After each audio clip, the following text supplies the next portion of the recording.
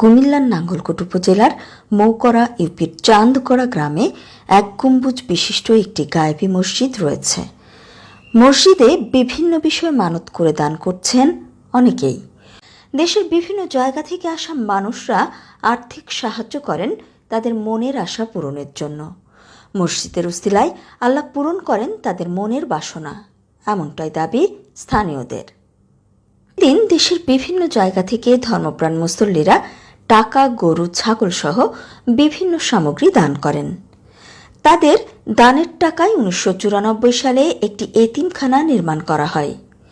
ওই এতিমখানায় 20 জন ছাত্র হেফজো পড়েন।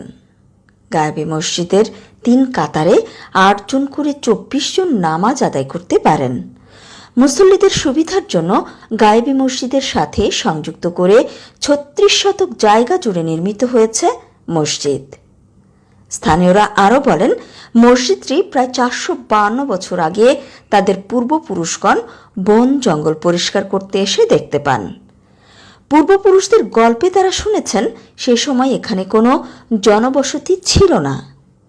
বন জঙ্গলের মধ্যে বাঘ, শিয়াল ও বিভিন্ন প্রাণীর আশ্রয়স্থল ছিল। বর্তমানে প্রাণীগুলো বিলুপ্ত হয়ে গেছে। মসজিদ ও এতিমখানার দায়িত্বে থাকা মাওলানা কেফায়েতুল্লাহ বলেন, এটা বয়স 450 বছর, 452 বছর। তারপরে এটারে জঙ্গলের ভিতরে পাওয়া গেছে, পুরা জঙ্গল আছে। কিছু যাবে আমরাও কাটছি, এখান থেকে গাড়ি পরিষ্কার করছি, জঙ্গলের ভিতরে ভাইছে।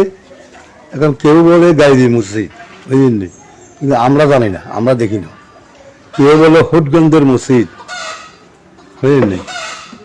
তারপরে যেমনি উৎসে গমুদ একটা লই, এই গমুদে একটা আছে। এরপরে বাকি যেগুলো এগুলো আমরা করছি, বুঝলেন। আমরা উত্তর সাইড, দক্ষিণ সাইড এগুলো আমরা করছি।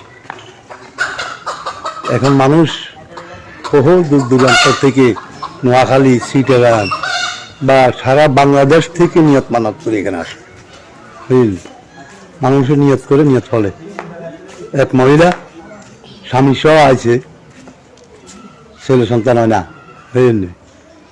তখন একটা গরু দিছে আল্লাহর হস্তে, মসজিদে নিয়ত করছে যদি আল্লাহ দিয়ে একটা সন্তান হয় তাহলে একটা গরু দিব।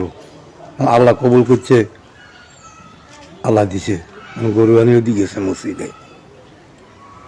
এইভাবে এই যে ছাগল, এখানে কয়েকটা ছাগল আছে, এগুলো মসজিদের, বুঝলেন।